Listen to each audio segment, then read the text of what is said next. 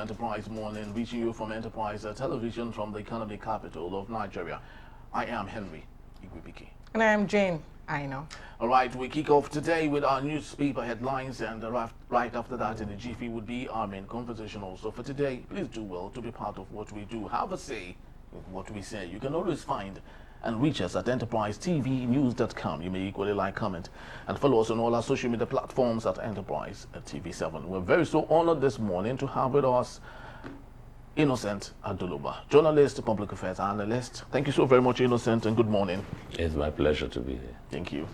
All right, Jane, what do we have for this morning? But just before we get into our newspapers, I think it's very important. This is actually from the Punch newspaper, but it made headlines in all the newspapers. But let's just take a look at what it is talking about from the Punch newspaper this morning. UTME mass failure, proof of anti-malpractice measures working. And that's coming from the Minister of Education, Dr. Alausa. Innocent, what have you got to say about this? Oh, well, sometimes there are comments that are better not made. Words better not said. In this instance, where there is a failure, we shouldn't be looking for justifications. We should be lamenting. We should be looking for what ought to have shored up failure, to have shored up success. Were they carried out? You know, I wrote my WAEC over 20 years ago now. And in my time, the teachers in my secondary school, I'm proud to name it St. Patrick's College, Calabar, the teachers who call you and flog you in their staff room. For failure? No, the exams have not come yet. They tell you are not reading well, as if they are your parents. They carry out lessons, and when the time is over and you ask questions that you don't understand, they teach extra, sometimes 30 minutes for an hour. Their business, their pride is that it will be said that students from St. Patrick's College are among the high scorers in WAEC. And there were scholarships for us. If you left school without a P, then it was A1, A2, A3, C4, C5, C6, P7, P8, then F9. So if you left without a P, you get the Don Bosco Scholarship Award, which, to the glory of God, I was a beneficiary. You know, so when such comments come out, you wonder like, are we justified? My friend in NYC will say nobody can justify injustice, you know. And in the build up to this work, lots of people will say these results were not unexpected. You post, you give people exams location that are 3-4 hours journey from where they live. You fix exams like we here around 6:30 a.m. Some parents allegedly or reportedly lodged with their children in hotels in places of closer proximity to make it. Is this how you prepared for? No. Is this how you prepared for? So lots of the basics, if you ask me, from media reports, from experience, even some parents complained across social media, leading to the exams. It hadn't held at the time. Even Peter Obi himself equally questioned the timing. You know, and like I just mentioned my school, I mentioned WAEC, not JAM. So from that WAEC, they now groom you, or you carry the grooming for which you have been prepared into your JAM, because JAM, you are not attached to any secondary school anymore. And the teachers will tell you, we are preparing you, we are prepping you, as you cross this WAEC, you have to nail your JAM, because in JAM, the subjects are fewer. If you could nail 9-8 subjects in WAEC, you will become a specialist of 4 subjects. And to the glory of God, I just wrote JAM once. I was sleeping at home when a neighbor saw my name in the Sun newspaper as someone who made the first list in Unilag. I knew neither a lecturer nor a student. And I knew the grooming, the tutelage from my teachers and well-wishers paid off. So if where there is this kind of failure, monumentally, the first nobility item is for that minister to resign. That under my watch, there is Failure, that's incompetence. That's falling short of your KPI. You know. So it's not. So when the minister says this, does he feel glorified? Does he feel dignified? Does he feel like he's worth his wages? The one I'm talking now, I don't know who was the education minister at the time. I used to know because a part of our quiz, Professor Babs Fafunwa was the minister of education in my time. And I would say, God rest his soul, I never met him. I was schooling in Calabar. He did well because I was a product of his administration. Because even if we even take a look at the 80s, I remember then the Minister of Education during General Ibrahim Badamasi Babangida's regime was Maman Vatsa. Okay. An army man. Army man, and he was very, very Isn't great. he the one who was later executed? Yes, exactly. You know, so this is to speak to us that what we have really is a gory situation. You know, education is something personalized. I'm to analyze it. But I'm using myself. Parents have kids who go to school now. So you wouldn't want the gatekeepers, to come out and allude to the gallery and feel justified. No. You see, in Nigeria, if you look, every item of development is in short supply, except education. And that's why education is overflooded. Look, if power, electricity is steady, the currency is not impotent, you don't have killer headsmen in the bushes, farmers are farming freely, somebody can carry out his welding job quickly, Easily. a carpenter is building, you are harvesting tomato, you are selling, and the rest. Believe me, if I am wrong, I will say apology in advance. Everybody does not belong in the classroom. There is division of labor into different professions. But we cannot take away education outrightly I didn't say don't go to school. Okay. You see, the people have gone to school up to the WAEC level. An apprentice who does not have an aspiration in furthering education need not write JAMB. Isn't that clear?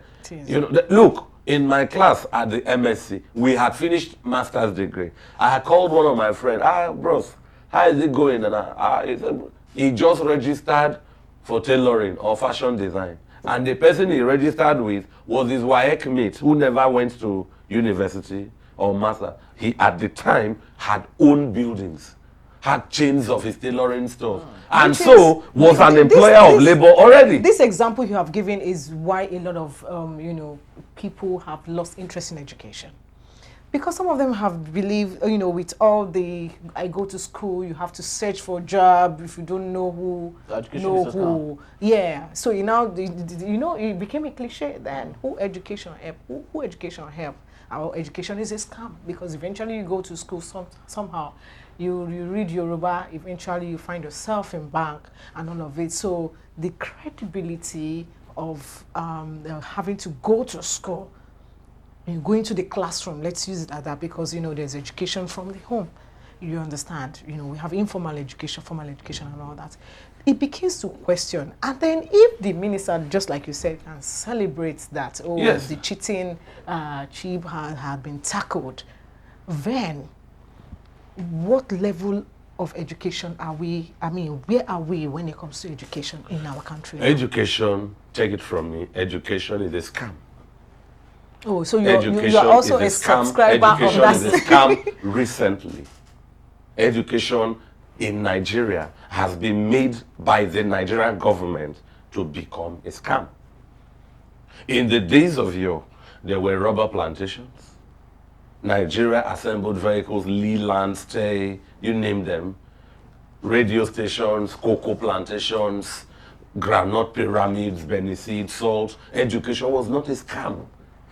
People from all of this go to school to wait for graduates and give them job. And so parents were eager to produce, motivate and push their children to go to school and graduate. You and I know that in those days, when someone is graduating, there is the popular Beatles vehicles. That will be given to you, You as know, a gift, as a graduate. You know, and maybe it could be a higher purchase, or I don't know how it's done. But, and then at the time, university undergraduates ate for free, quarter chicken. At that time, that government ensured that education was worth it. So today, the government in power in the last 20, 30 years have made education a scam to the extent of this analysis. So every quarter, you turn out coppers who come out of education, tertiary institution, into employment wilderness. Because the last batch of coppers now don't know where they will work yet. In the days of your future is guaranteed. But don't you think that is because the population of those who were entering and going for a tertiary education were few? No, that's not it. It's that there was a system that works. Nigeria is not the most We had populated lower country people who in the attended world. school. I remember that it could be one person that the whole family is struggling for to go to school. train. So the person can help train the So others. one in, Because the reward for education was in existence. This education, Nigerians who travel abroad and now go to school in the United States, Canada, or UK are reaping the same results that were present 30, 40 years ago. Very true. So in Nigeria, there is a steady decline, erosion of the reward, the objective reward for education. Somebody who graduates, finish NYSC now, will take his or her NYSC certificate and result and go to MFM or Redeem and lie down there for 2 weeks praying. We have some Meanwhile, parents you didn't now. graduate from a praying competition. We have some parents now who have subscribed to skill acquisition for their kids or their words, so to speak, instead of now going to school. I've heard a conversation by some parents who say, oh, what's the need when I still have to feed my kids after school? So what I have now learned to do, some people have even learned homeschooling, you know, adopted that homeschooling. And aside from that, thinking that, okay, if just for the example that you gave, that a graduate will have to go and learn a skill, he went to learn tailoring from someone who was his secondary school mate. Doing well. Who stopped schooling, who is And not that doing person well. is now an employer of labor. So she now has, or he now has to become an apprentice to that person. under that person. With all his education. Some parents have said, well, instead of that, is Kuku better, it's better off that I just let my word go learn a skill that I'm sure that he has a skill, he has something self-reliant, and then become a boss of himself instead of then going to school. No, you see, education is the key, Bedrock. the gateway out of ignorance. But you see, education beyond knowledge must reward the individual to help him hold on to a means of livelihood. That's the ultimate end of educating a child or an individual. That you grow and can stand on your own to earn a living, build a family, and then carry on from where parents have stopped. What we are doing now, we are at work because we are educated and trained for this. And like I said, not everybody belongs to the classroom. There are those who must sit and listen to what we are doing. But they have their trade. Okay, as we are seated now, Nigeria is a country with over 200 million people. The basics for the wealth of this country are overlooked. The basics are food, shelter, and clothing, which are our physiological needs. You know, and this clothes I'm wearing is not made in Nigeria. It now means Nigeria cannot clothe herself. We are an import-dependent country of clothes.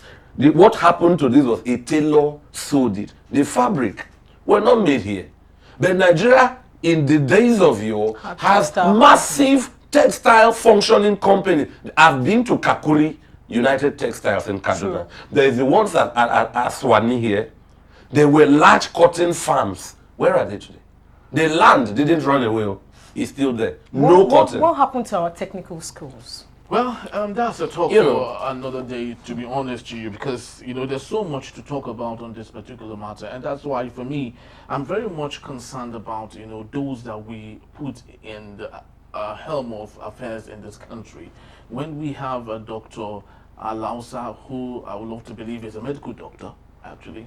That means he passed through education. Education, and he's given today the portfolio to serve as the Minister of Education. And one would really ask, isn't it a round peg in a square hole? Because he doesn't truly understand, you know, the rules of engagement that allows a child, or the formative period of what makes a child from being what he is to something better, especially in that process. Education ministers should be taken from among teachers. Exactly. Because as we speak, I was going to say this, that why should, I mean, you know, only God knows. Because there should be a criteria. Yeah. And why I'm sorry to cut you, why I'm saying this is, the system has also made education a highly lucrative business. So, alternative to federal and state public universities are a plethora of private universities that parents pay through their noses to send children to. And so in these guys, people will do whatever it takes to get their children to cross the jam line. Take it that the days of prelim remedial seem to almost, you know, so in those days there were packages, processes that helps to qualify a child outside the jam route. Yes. You know, so look, a lot of Nigerians are just surviving on their own. Very true. They're just surviving on their own. Education is not getting the right attention it deserves. And if we want to deepen this conversation further, it will take too much time. Some children in public schools who wrote this jam receive education under trees. Very true. There are pictures when it rains, their desks are flooded, roofless buildings. Unfortunately, we're not even talking about those in the IDPs. That's a talk. No, not even IDP. Yes, regular people in their villages. But let's take a communities. look at the Daily Trust newspaper and equally take a look at other matters there. We have here how important waivers are crippling local rice mills. What other stories do we have from there? Still on Daily newspaper, we have insecurity. Nigeria is bleeding. Akpabio. And yet again, Urumi killings, 40 days after families demand justice for slain hunters. Right, still there, we have 1 million children at risk of malnutrition in Borno, Adamawa, Yobe. Yes, on the bottom strip here, very, very hilarious one here. The Kano government directs LGAs to release 670 million naira for Emir Sanusi's car. Interesting. Innocent, let's take a look at how import waivers are crippling local rice mills. Yesterday at the FED meeting, President Bola Ahmed Tinubu and his people actually brought forward to Nigerians the Nigeria First policy. What that meant actually was that government parastatals would buy local and not foreign, which is another way of encouraging local production in Nigeria. Be that as it may, very laudable program. But at the same time, don't you think it is hypocritical, knowing that President Bola Ahmed Tinubu, up until yesterday and this morning, still goes around with an Escalade made in Chicago, the United States of America, when we have Innocent and Nod. He still goes for vacation in France, when we have Calabar, Bauchi, and other interesting places. When it comes to healthcare, he still goes around to many hospitals and clinics in the UK, where we have a federal teaching hospital. So, why the Nigeria First policy? Well, it's a very excellent policy coming in at the wrongest time. You can have that if you have alternatives on ground that are sustainable. I just mentioned clothes. So if you ban clothes import, do we have textile companies running? Which one? Where? If you ban canned tomato, do we have tomato processing companies in Nigeria?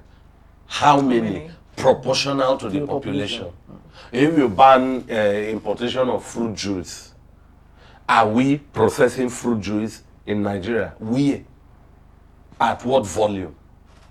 You know, so, and the margins tells you the president, President Asiwaju Bola Ahmed, is speaking to the clouds. You know, James Hadley Chase will say, tell it to the birds.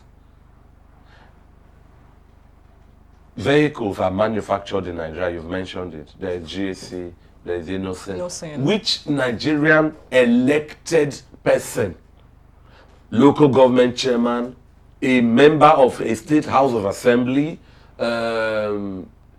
governors, federal house of rep, senate members, ministers, the presidencies. Which of them are driving vehicles from GAC, from Innocent? Which of them that can flaunt it and say, Yes, I remember was it Governor Ikpeazu of Abia, the former governor, Yes. used to say that it is only made in Aba. He flaunts it.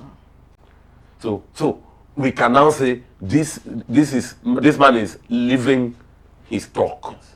So if we say this, the Nigerian politicians from President Buhari and co, God rest his soul, President Yaradua, all go out for foreign medical repairs. And when you go for foreign medical repairs, you have just ignored Nigerian medical system, including the expensive one built at the Aso Rock. Neither could you invite the, medics and paramedics to come here, at least let them come into Nigeria And make use of and then treat you. They all jet out at will. So the law is lacking inequality. Is lacking. The law restricts, in quotes, poor Nigerians, and then it's not binding on rich Nigerians. This is a wristwatch. Where is it made? If we ban all of this, do we have an equivalent one? We are wearing glasses. Where are they made? If we ban them, this is a wig on Jane's hair. Is it made in Lagos? It's made from somewhere. When you ban it, can we point? You know, I'm expecting that when you ban one item, you can even point at, you know, An alternative. So it's an excellent policy falling down in the wrong era. That's all. That's a very big one, actually. So how will we find it workable? Just like you said, I mean, you know, we are all clamoring for made in Nigeria. I appreciate made in Nigeria. I remember during the time of Obasanjo then that he says we must always wear our attire as a, you know, this and this. Yeah, but that was even why on Fridays, right? Yes, it became like a national thing that we must go along with our traditional attires. But the traditional attires are made in where? We import all these fabrics from China and Turkey and wherever. Then sew it with a tailor or fashion designer and then call it made in Nigeria. I've been to Kano to look at the Kano cotton fields. A man then, 2018, took me around. I had called, got to town, someone connected, and the man was lamenting. He said he's 63. The land are there on which this cotton are farmed. Nothing is on it anymore. But I would love us to take a look at this from another vantage point. You know, what we're talking about now is very similar to what's happening in the United States of America. When Donald Trump came on board and said the protectionism issue, where he believed in America First program. But the truth, economists there have told them, is America is a service-oriented nation. That they've gone past that era where everyone needs to gather in a production hub, in industrial, facility and produce, because of they have gone past that. So they push that to countries that can do that better. So don't you think, yes, so don't you think in a globalized world, we should fight our fight. We should eat what we can chew, not just taking all because we feel we've had or we have a big mouth to do that. Henry, this is May. Today's date is? Today is 7th. So we are 22 days away from the mid-term anniversary of Asiwaju Bola Ahmed Tinubu. As regards production, he may have excelled in many places. What can we point at that was instituted by this administration? It is standing and it is producing something. You hear a lot of corporate lies. Oh, government has no business in production. They create an enabling environment. The governments have public corporations. It exists everywhere in the world. It has a modern name, PPP, public-private partnership. Which one can we point at?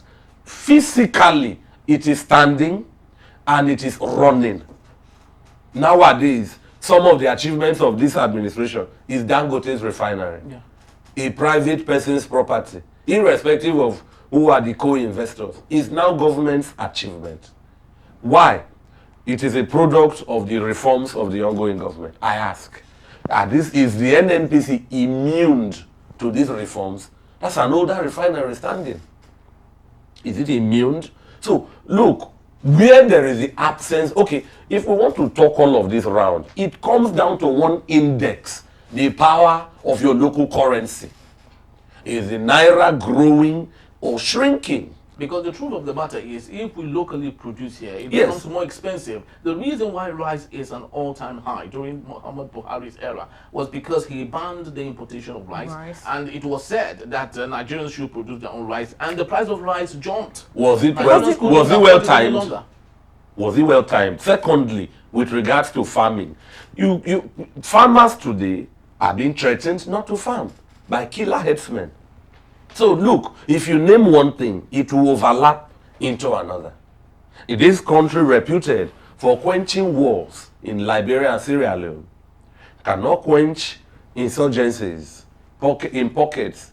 In fact, I've seen where those who fought these herdsmen were arrested. Maybe they came, let me use the word my village. The people who fought them were arrested. Corpses of the village people were lying down. Those who they fought with were freed. And I doubt if these people from that village killed their kinsfolk. So look, if we say one, it would overlap into another. And I'll be seen to be saying nothing glorious about this administration. Allow people to, as we speak, farmers are divorced from their farming community and quarantined in IDP camps in millions. What in this Nigeria Fest, is that what you called it? Yes, Nigeria. Where is the place of Nigerians quarantined in IDP camps? Is it a front topic? These are people who are consumers of our economy with the capacity to also produce. And is the IDP camp an ideal place for them to live to the fullest? When will people in IDP camps be returned permanently into an equally permanently safe environment where they can thrive? Look, the records are there. How old are we? This same country had currency bigger than the dollar. And it was from the soil, the one God has endowed Nigeria with, fertile, a fixed gift of nature, that all of this came from. And that still remains also. The Awolowos, we know what they did. We know those who, as a boy, I was living in Benin in 1988, and I used this my eye to see vehicles. We went to march in a place called Naifo, and I saw buses there, Malaysia. I was shouting Malaysia, the teacher there, Malaysia. Now, in 2008, which is 20 years after, I was traveling by road with a team to Port Harcourt for a Lions Club meeting. The front of Igbenedion University, that junction, had gravel. So the driver just took another road. I never knew. At the time, in 1988, at that 94, you cannot see the sun in the afternoon. Palm trees, massive canopies of palm trees. There's another banner there, Okumu Oil Plantation. But in 2008, 20 years later, I saw that same banner, Okumu, and I was telling people in the vehicle, we will see a lot of palm trees. We didn't see any. The land is still there. Like I mentioned for the cotton. The palm trees that was Nigeria's mainstay. At the time, I was the largest producer of palm oil in Nigeria. The land is still there. No palm tree. So those are the first. President Bola Ahmed Tinubu, reputed and renowned as an economist, a commercial mobile mover, a great thinker, should be looked. Those are the first. When you have these things down, And then when you call it first, so nobody should fault rice being expensive because import was banned. Was the shock absorber created? That's all. Very true. Very similar to the subsidy. Subsidy is gone. It's actually thought-provoking. Thought-provoking, actually. You know, the subsidy is gone. Talk that he impulsively made. That wasn't even on the text there. He impulsively did that, and today he's regretting it. But unfortunately, the interest of removing or going back is an issue. But let's take a look at other matters just before we leave for today. We have 1 million children at risk of malnutrition in Borno, Adamawa, and Yobe. That cannot be oversaid. Innocent had said that. I'd love you to combine that possibly with insecurity in Nigeria is bleeding. Insecurity. Nigeria is bleeding, and that is coming from Akpabio. Well, Akpabio is one man who is credited with that comment, other Nigerians. I don't know if you know, the other ordinary Nigerians. So he is in a, what's that word? There is this topic in school, elite theory.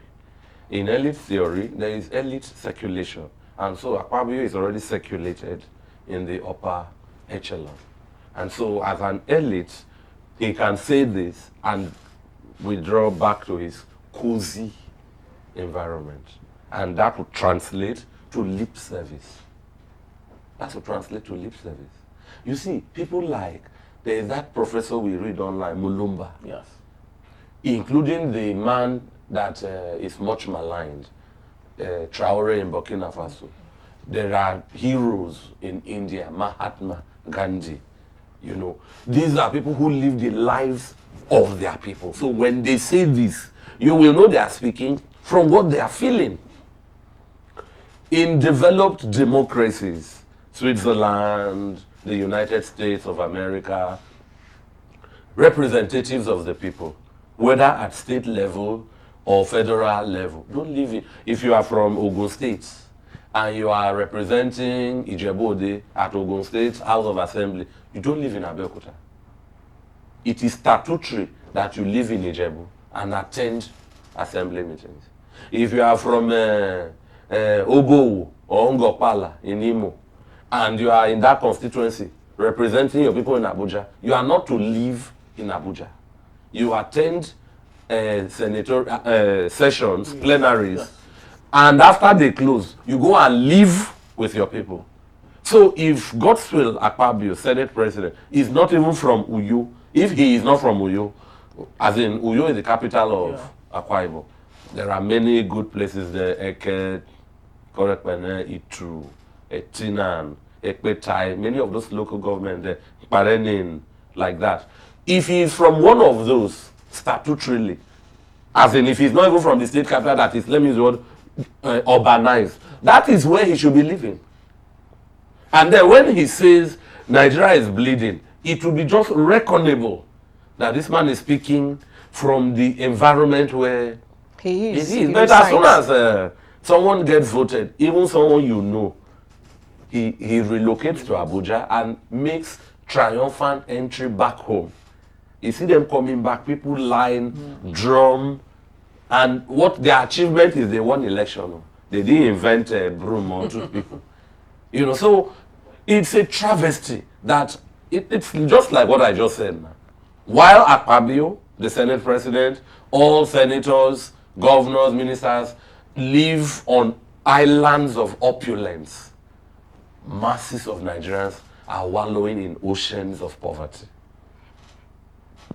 Beginning with those in IDP camps who are now non-topics. Henry, in all your newspaper review, when last did you read about IDP camp people? Well, yesterday, the governor of Borno State is planning to... is planning? Yes, he's actually working on it. He's working on it. Making their return back to... Yes, he has made their returns back to their villages and ensuring that over 1,000 or 2 remaining with IDPs will be returned back soon. Just him alone, actually. In his state. In his state. You know there are IDP camps across the country. Very true. Plus When he does that, it's commendable. We will celebrate him. Are they also forestalling the menace of the marauders? Not when you go to your village. That is another after question. 1 week. That is actually a question to consider. Yeah. Because if you return back to their stay, are you doing anything to ensure that The stay is permanent. what took them away from there? Yes. Do not There'll be no happen again. thunder, lightning will not strike twice. Because if you return them back, is like a time bomb. Very true. That is very waiting to explode. And the health situation in the IDP camps is not worth discussing. It's even worsening that sometimes some of the people that are supposed to care for them are raping women there. Oh, I say it's not worth discussing. So I mean, It's not worth discussing. so the situation is not palatable. These are Nigerians. We claim we are not at war. We have IDP camps almost challenging the ones in Somalia. And we are not at war. Very true. Very irking, really, to the ears. And we truly do hope that things will get better. That's what we've been asked to do and to hope. We're a religious country. Maybe that's the medicine that we need to always get. We must ask ourselves, how long will this hope be? Henry, there is a woman called Ese Agese. Okay. In my primary school days, she sang that song. We used to use it at Christmas to dance. Nigeria go survive. Yeah. Africa go survive. Very true. My people go survive. Oh. People Mr. born Nation. that time. Yes. Of course, that was like the That's- late 80s. Yeah, that was 88, 89. How old Yes. are people born? Some of them have finished NYSC. In fact, have finished giving. Some of them have kids in secondary school now and are still looking at the crystal ball of when Nigeria. Will be better. And they are still telling their own children that Nigeria will be better. Their children are. So you are saying, in other words, our hope is endless. Well, hope is the last thing to leave a man. And Innocent, at the end of that song, you remember when they said, Andrew, don't check out, oh. And Andrew now said, you said what? Then she now says, stay and build your country, Nigeria Will go go better. better. And the person that actually acted Andrew is late now. Enebeli. Yes. So just to let you know that so many Andrews have left this country. Medical doctors have left the country.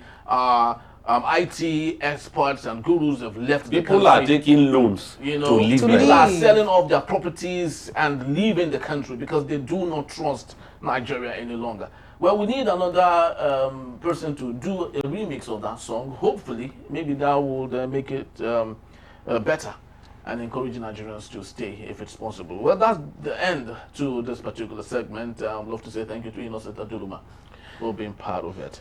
It's always my pleasure to be Thank you here. so very much. So Jen will be moving on to the next one, and that is when we return. I don't need validation from political opportunist. Atiku replies Abuala. That's in the Beat of Still Enterprise Morning. Please don't go anywhere.